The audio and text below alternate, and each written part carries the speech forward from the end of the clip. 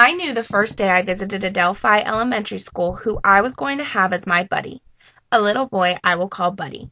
Due to the dynamic in my classroom, I went about getting my information in such a way that I felt was the most appropriate and respectful to the teacher as well as my buddy. I discussed with my teacher taking the boy out of the class and talking to him alone. She said she was not thrilled about the idea. I was more impressed with her protectiveness over her students than I would have been if she had just let me come in and do what I needed to get a grade, without any consideration for the privacy and feelings of her students. She asked me, with as much respect as she could, who was I to ask her students personal questions. She was not really keen on the idea of singling one student out and further disrupting her class either. She also brought up the fact that she had so much to get done in such a short time that it was vital for her students to be in class the whole time. I think she was absolutely right.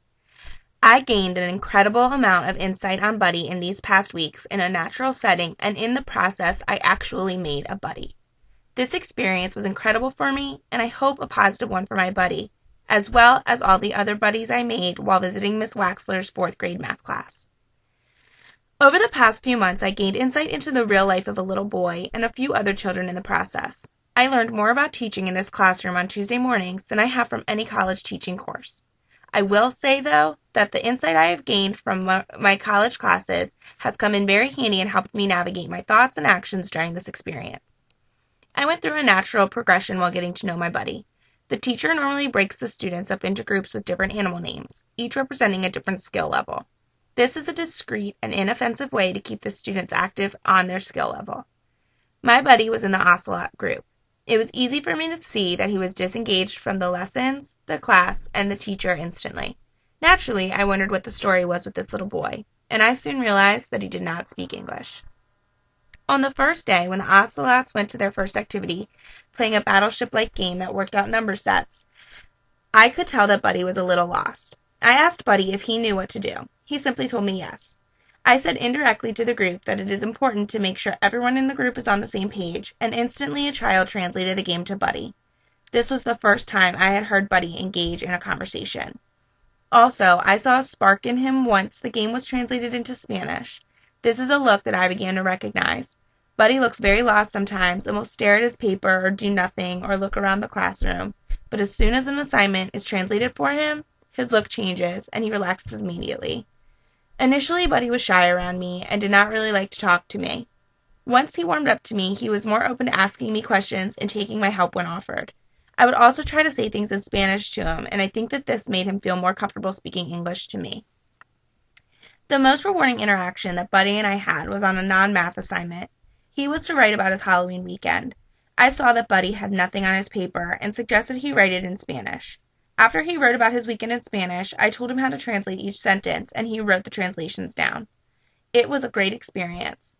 When Buddy was leaving class to go to lunch that day, he handed me a Tootsie Roll that he had gotten from his Halloween candy. During my experience with Buddy, I realized he can communicate in English, but at a slow pace. I learned that Buddy lived with his father, his 15-year-old brother, and his 19-year-old sister, and that his mother had died.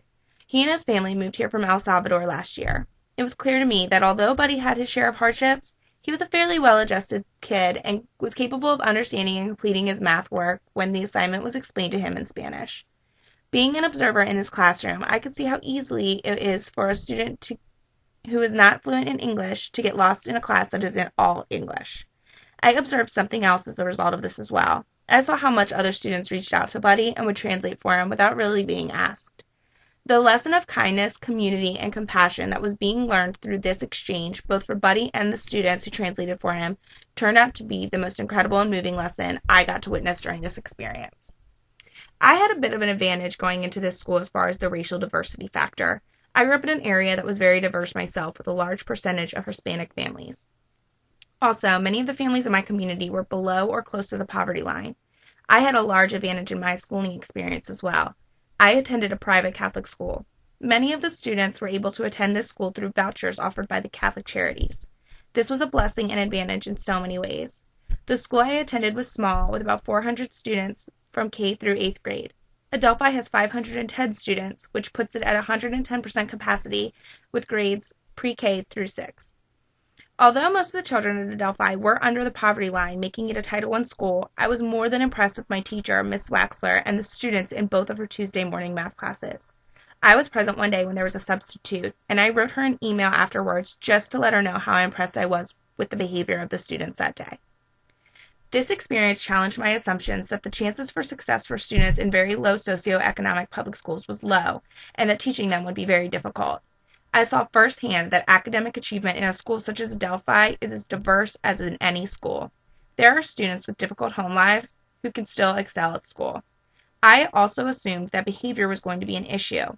I was impressed time and time again with the level of respect for the teacher as well as each other I saw in this classroom, and continuously impressed at the cognitive ability of these students who are assumed to be less capable than some of their more affluent counterparts.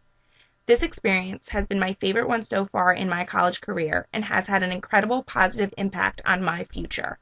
It has not only strengthened my desire to be a teacher, but it has showed me the direct impact one strong, supportive teacher can have on the success of their students.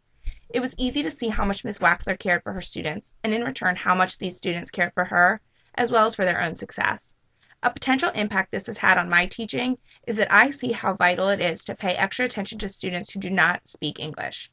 Also, I will be aware of the difference between students who are simply not paying attention or who are being lazy compared to students who are not aware of what is going on in the class.